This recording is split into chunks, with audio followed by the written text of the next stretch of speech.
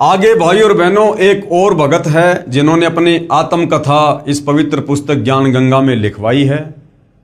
और ये जो भगत है ये गांव धनाना से है और सतगुरु रामपाल जी के ये सांसारिक परिवार से संबंध रखता है। और सतगुरु रामपाल जी से उपदेश लेने के बाद इस भगत परिवार के घर में क्या घटना घटी, इसके बच्चे को किस प्रकार से 11,000 वोल्टेज के तार ने पकड़ लिया, यानी बिजली का करंट लगा, और किस प्रकार से सतगुरु रामपाल जी ने जो स्वयं परमेश्वर हैं, परमात्मा हैं, उस भगत आत्मा की रक्षा की। 11,000 वोल्टेज के तार से छुड़वाना। मैं भगत सुरेश दास, पुत्र श्री चांदराम, निवासी गांव धनाना, जिला सोनीपत, जो कि फिलहाल शास्त्री नगर रोहतक हरियाणा का निवासी हूं। सतगुरु जी से नाम उपदेश लेने से पहले मेरे घर की आर्थिक स्थिति बहुत कमजोर थी। परिवार का कोई भी ऐसा सदस्य नहीं था जो कि कभी बीमार ना रहता हो। मेरी पत्नी को भूत प्रेत बहुत ही ज़्यादा परेशान करते थे। इतना कष्ट रहने के बावजूद हम देवी देवताओं की बहुत पूजा करते थे तथा मेरी हनुमान जी में बहुत ज़्यादा आस्था थी। लेकिन घर में संकट पर संकट आते जा रहे थे, किसी भी काम में बरकत नहीं हो रही थी। पूर्ण परमात्मा सतगुरु रामपाल जी महाराज जी मेरे परिवार के होने के कारण हम उनको पूर्ण परमात्मा नहीं मान पाए। ये सतगुरु रामपाल जी के सांसारिक दृष्टि से चाचा जी का लड़का है सुरेश दास। तो कह रहा कि भगवान हमारे घर में आए हुए पूर्ण परमात्मा, लेकिन हम उनको पहचान नहीं पाए, जिसका खामियाजा हमें कई वर्षों तक झेलना पड़ा। तभी क्या हुआ, तभी गांव सिंहपुरा निवासी भगत विकास ने मुझे बताया कि आपके घर में कौन आए हुए हैं? पूर्ण परमात्मा जगत गुरु रामपाल जी महाराज आए हुए हैं और आप कहाँ सोए पड़े हो? तो मैंने कहा कि काल ने हमें कष्ट ही इतना दे रखा है कि हमें वहाँ के बारे में जानने का टाइम ही नहीं मिला। सारा समय डॉक्टरों के चक्कर काटने में चला जाता है। सकल पदार्थ है जगमाही, भाग बिना नर पावत नाही। दुनिया हजारों सैकड़ों किलोमीटरों से चलकर आकर सतगुरु रामपाल जी से आध्यात्मिक और भौतिक लाभ प्राप्त कर रही है। और सतगुरु रामपाल जी के सांसारिक दृष्टि से जो परिवार वाले हैं, रिश्तेदार हैं, वो उनको ना पहचान पाने के चलते डॉक्टरों के चक्कर काट रहे हैं। वो कहते हैं ना कि घर का जोगी जोगना, बाहर का जोगी सिद्ध। और हरियाणा में कहावत है कि दीपक तले हमेशा अंधेरा रहता है।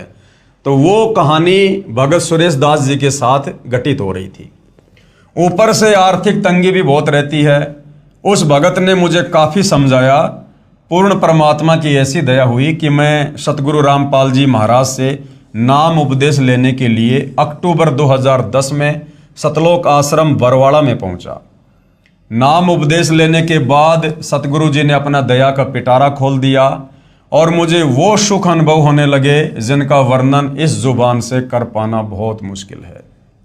मेरी पत्नी को भूत प्रेत सता रहे थे। सतगुरुदेव जी की दया से अब वह पूर्ण रूप से ठीक है।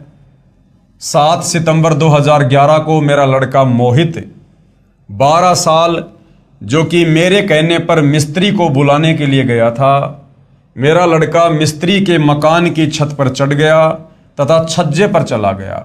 छज्जे के साथ ऊपर 11,000 वोल्टेज के बिजली के तार थे। लड़के तथा तारों के बीच में केवल 1 फीट की दूरी थी।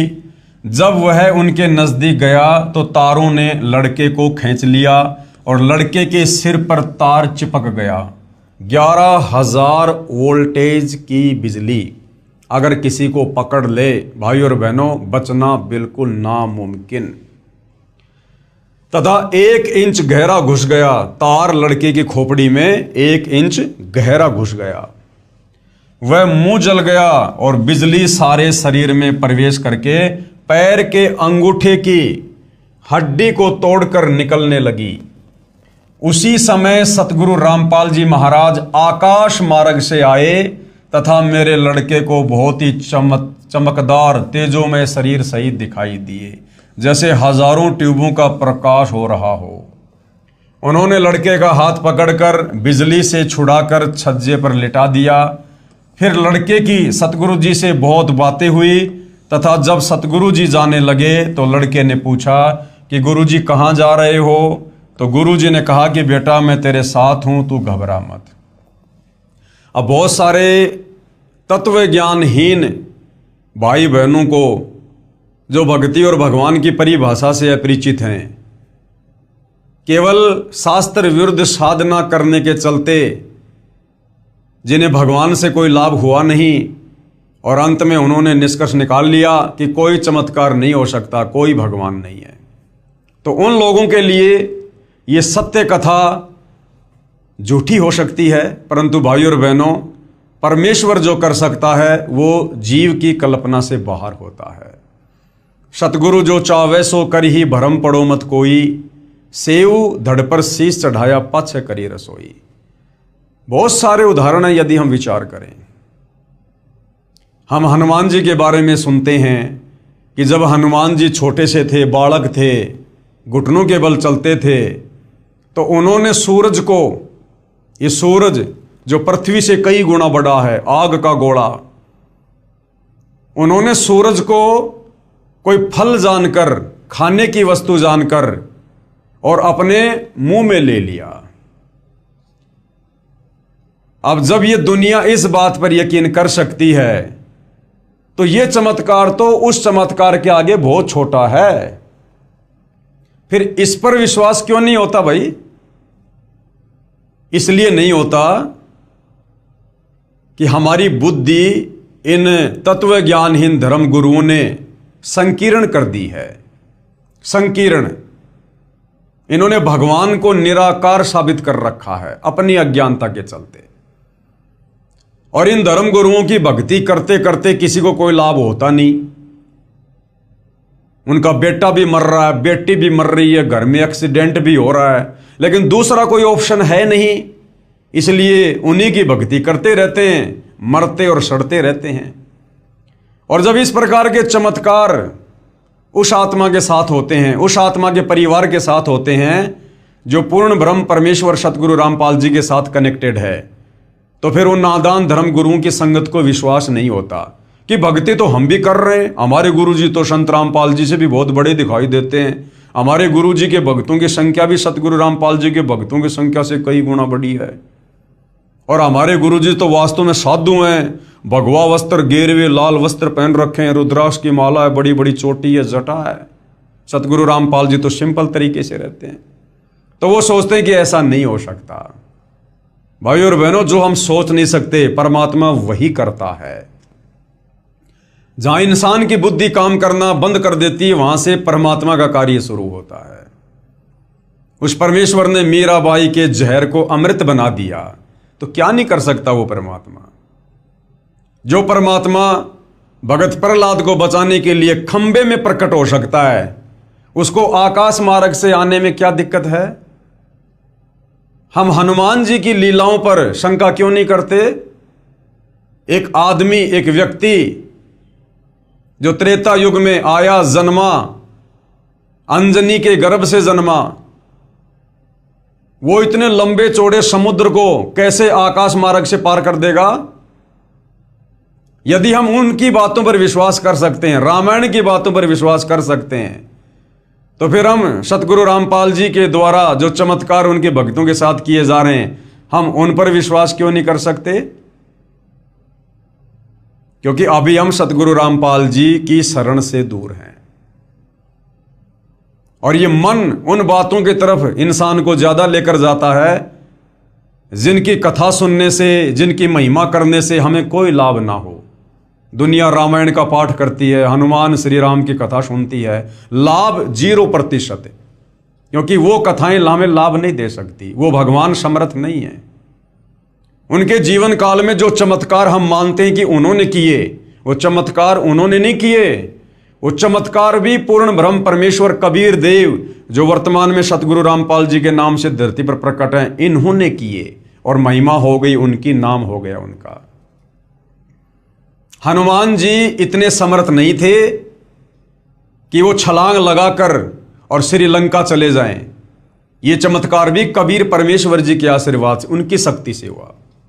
हनुमान जी इतने सामर्थ्यवान नहीं थे कि वो द्रोणागिरी पहाड़ को, जो कई कई किलोमीटर में था, अरबों खरबों टन वजन था, उसको उठाकर लंका ले जाएंगे आकाश मार्ग से। नहीं, जब आप शास्त्र अनुकूल साधना करने लगेंगे, सतगुरु रामपाल जी के द्वारा बताई गई सत्यनारायण कथा को सुनेंगे, पांचवें वेद सूक्ष्म वेद की वाणियों को सुनेंगे, समझेंगे, तब आपको पता चलेगा वो पहाड़ उठाने वाला कार्य भी हनुमान ने नहीं, बल्कि हनुमान जी के रूप में कबीर परमेश्वर सतगुरु रामपाल जी ने किया। अब ये आपको विश्वास होना मुश्किल है कि ये तो पागल आदमी है। बाबा रामपाल जी तो अभी 1951 में धरती पे आए हैं। ये तो गांव धनाना के हैं। कहाँ त्रेता युग, लाखों साल पहले, क्या डींग मार रहे हैं। तो भाई और बहनों, ये बातें आपको उस समय तक डींग लगेंगी जब तक आप सतगुरु रामपाल जी के सत्संग सुनना शुरू नहीं करेंगे। अन्यथा ये सत्यनारायण कथा है, अमर कथा है, और ये कोई बड़ी बात नहीं है। ये 11,000 वोल्टेज के तार से आकाश मार्ग से आकर सतगुरु रामपाल जी के द्वारा अपने भगत को बचाना, ये तो कुछ भी नहीं है उनके लिए। ऊंट के मुंह में जीरे के बराबर भी नहीं है, कुछ नहीं है। वो परमेश्वर तो एक क्षण में, एक सेकंड में शतलोक से चलकर और पूरी पृथ्वी को परमेश्वर अपने आधे बाल के ऊपर धारण कर सकता है। एक सेकंड में परमात्मा पूरी सृष्टि को नष्ट कर सकता है, क्षण भर में, और उसी क्षण परमेश्वर सबको पुनर्जीवित कर दे यथावत स्थिति में, जो जहां जैसी स्थिति में था, जहां काम कर रहा था, और लोगों को पता भी ना चले। और ऐसा परमेश्वर ने कई बार किया है, कई बार। हम कथाओं में पढ़ते हैं, गुरुदेव ने बताया, एक भगत था, वो 7 कोस ऊंचे पहाड़ पर रहा करता था, साधना करता था। एक दिन तबीयत खराब हो गई और नीचे तालाब था, वहां तक चल के वो मुंह धोने आता था। उस दिन नहीं आ पाया, तबीयत ज़्यादा खराब थी, और सोचा भगवान आज मैं मेरा नित्य नियम कैसे करूँगा। दुखी हुआ। परमेश्वर ने पूरी पृथ्वी पर इतनी भयंकर बारिश की, पूरी पृथ्वी डूब गई। 7 कोस ऊंचे पहाड़ पर पानी चढ़ा। उस भगत ने मुंह धोया, फिर चारों तरफ देखा, हे भगवान, मेरे लिए पूरा संसार डुबो दिया, पूरी सृष्टि नष्ट हो गई, ये पाप कहाँ लेकर जाऊंगा। रो रो कर भगवान से प्रार्थना की। उसी समय परमात्मा ने क्षण भर में सृष्टि एज इट इज ऐसे कैसे कर दी। जो खेत में काम कर रहा है वो खेत में कर रहा है, जो कंप्यूटर पर काम कर रहा है वो कंप्यूटर चला रहा है, उसको पता ही नहीं क्या हो गया था। तो भाई और बहनों, अभी हम परमेश्वर की महिमा से, उसके गुणों से, उनके सत कथाओं से दूर हैं, क्योंकि ये नादान धर्मगुरु हमें केवल दंत कथाओं पर टिकाए हुए थे, और हमने उन दंत कथाओं को सत्य कथा मानकर जीवन में धारण किया हुआ था, जिसे ना तो कोई लाभ हो पा रहा था, ना हमारे विचारों में कोई बदलाव आ पा रहा था। जो के त्यों सारे उल्टे कर्म करते थे हम। चोरी, जारी, नशाखोरी, मांसाहार, गंदी नज़र, काला बाजारी, रिश्वतखोरी, मिलावट, और अपने आप को सुप्रीम भगत भी समझा करते थे।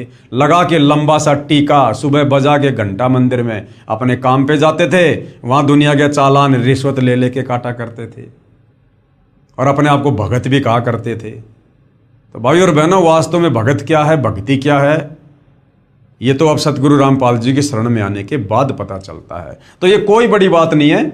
ऐसे ऐसे चमत्कार तो सतगुरु रामपाल जी ने अपनी संगत में हजारों के साथ कर रखे हैं, हजारों के साथ। उस समय मेरे लड़के मोहित की माता जी भी वहीं पर थी।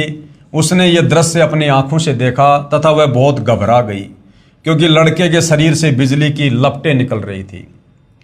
उसके बाद हम लड़के को पीजीआई रोहतक हॉस्पिटल में लेकर गए। वहाँ पर भी लड़के को गुरुजी दिखाई दिए। वह मेरे लड़के ने कहा कि गुरुजी मेरे साथ हैं, आप घबराओ मत। यदि आज हम गुरुजी की शरण में नहीं होते तो हमारा लड़का आज जिंदा नहीं होता, तथा मेरी पत्नी को भी प्रेत मार डालते। हम उजड़ने से बच गए, ये सतगुरु रामपाल जी महाराज जी की ही दया है।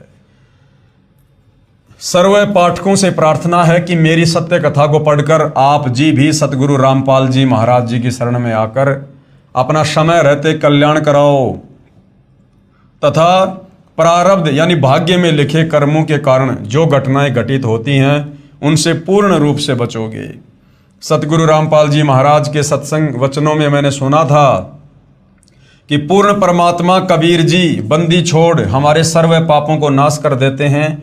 ऐसा ही प्रमाण ऋग्वेद मंडल 10 सूक्त 161 मंत्र 2 में तथा मंडल 9 सूक्त 80 मंत्र 2 में भी लिखा है कि यदि किसी रोगी की प्राण शक्ति क्षीण हो चुकी है तथा उसकी आयु भी शेष ना रही हो तो उसके प्राणों की रक्षा करूं तथा उसे 100 वर्ष आयु प्रदान करूं, अर्थात उसकी आयु बढ़ाकर साधक को सर्व सुख प्रदान करता है।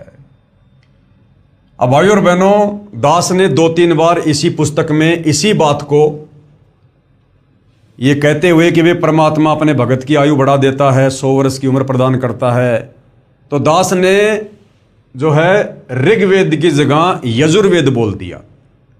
गलती से दास ने ऋग्वेद की जगह पहले कुछ एक वीडियो में इसी ज्ञान गंगा पुस्तक पर जो वीडियो बन रहे हैं उसमें ऋग्वेद की जगह दास ने यजुर्वेद बोल दिया था।